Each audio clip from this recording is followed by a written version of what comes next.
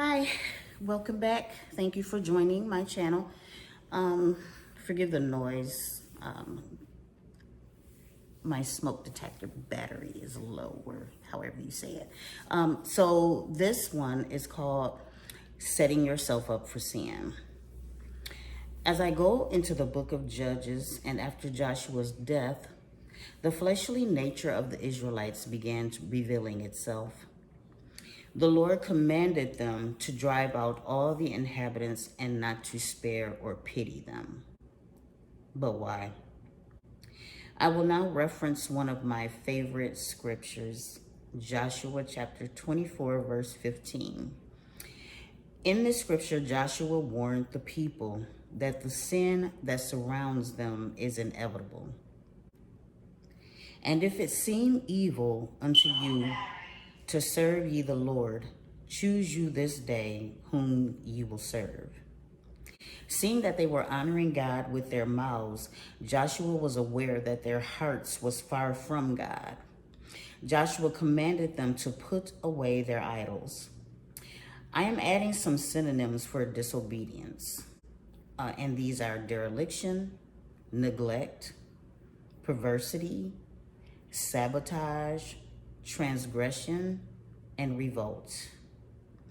Bringing awareness to why partial disobedience or partial obedience is not acceptable.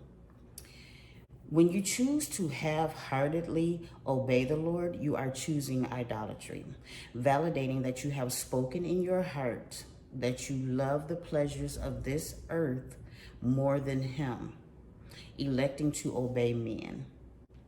Obedience is better than sacrifice. I'm going to say that again. Obedience is better than sacrifice.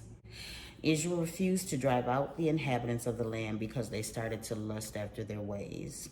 Sinful pleasures and immediate gratification was more enticing than the one who delivered them from bondage. The Israelites were willing to trade one yoke for another, being rebellious and stubborn. They had even stopped teaching their children about the Lord and all that He had done for them. This is why meditating on His commandments and precepts are so important. The Israelites had a form of godliness, but were denying His deity. Disobedience is to blatantly disregard who God is. It is the precursor to sin. This is profound because I have had apathy myself towards the Lord many times in my life. So I am definitely not pointing fingers. But when this defiance continues, it allows evil to enter in. And with envy, a synonym for sin. Now, envy is a synonym for sin, but with this envy comes death. Nevertheless, it demonstrates why thou shalt not covet is one of the original statutes given to men prior to their entry into the promised land. There is a spiritual connection to each of the 10 commandments. Each one is intersected. It is impossible to break only one. This shows the cancerous nature of sin and how it spirals out of control, leading ultimately to loss of life.